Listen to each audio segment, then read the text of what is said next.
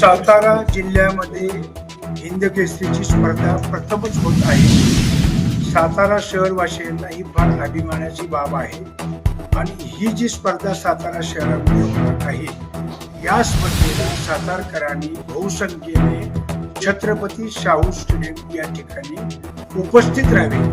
14 ते 17 या तारखेमध्ये 4 दिवसामध्ये ही स्पर्धा होणार आहे. 14 तारखेला वजनं आहे, 15 तारखेला सकाळी 7 ते 10 आणि संध्याकाळी 5 ते रात्री 10 असं स्पर्धेचं टायमिंग आहे. उन्हाळ्यामुळं 10 नंतर आपण स्पर्धा घेतली नाही. संध्याकाळी 5 ला जी चालू होईल ते रात्री 10 वाजेपर्यंत स्टेडियमवर कुस्त्याचं स्पर्धा चालू राहतील. याचा उपभोग आणि याचा जो आनंद आहे हा सातारवासियांनी घ्यावा, सातारवासियांना आवाहन करतो. गेल्या वेळेला 22 साली आपण महाराष्ट्र केसरीची स्पर्धा घेतली होती. त्या स्पर्धेला सातारवासी बहुसंख्येनं उपस्थित राहिले होते आणि त्या महाराष्ट्र केसरीचा त्याने आनंद घेतला होता. आता सुद्धा राष्ट्रीय स्पर्धा जी आहे हिंद केसरी, देशातले नामवंत पैलवान, मोठ्या कीर्तीचे ऑलिम्पिक प्लेयर असे आज सहभागी होणार आहेत. यांच्या कुस्त्याचा लाभ सातारकरांनी घ्यावा.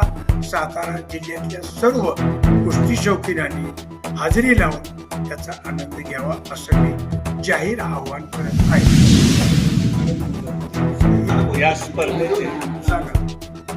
या स्पर्धेचा विशेष महत्वाचा भाग हा आहे की या देशाला पहिलं पदक दिलं ऑलिम्पिकचं ते आपल्या जिल्ह्याने आणि त्यामध्ये आम्ही सातारा शहरामध्ये स्टेडियमला खाशाबा जाधवांचं एक प्रवेशद्वार आहे. त्यानंतर श्रीरंगाप्पा जाधव यांचं प्रवेशद्वाराला दिलेलं आहे आणि उद्घाटन किर्गिस्तानच्या माजी पंतप्रधान त्या करणार आहेत, संजय कुमार आहेत.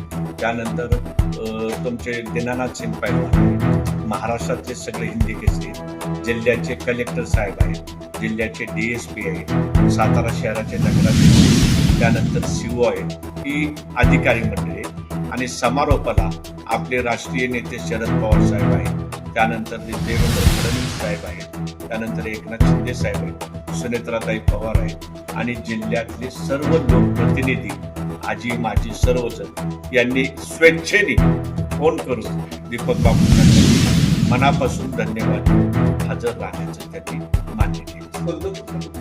पदक पंजाब, हरियाणा, उत्तर प्रदेश, दिल्ली, कर्नाटका, केरळच्या टीम आहेत, हिमाचल प्रदेश, आसाम आहेत, रेल्वे आहे, BSF आहे, सेनादल आहे.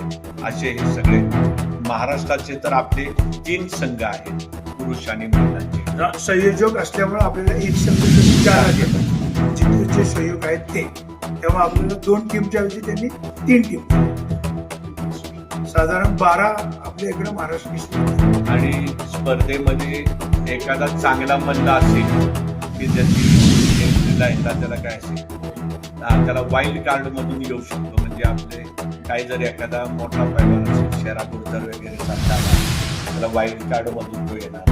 त्यानंतर आमचा सिकंदर शेख आहे, सिकंदर सुद्धा ही चांगले प्लेअर महत्वाचे आहेत, हा त्यातला प्रमुख उद्देश.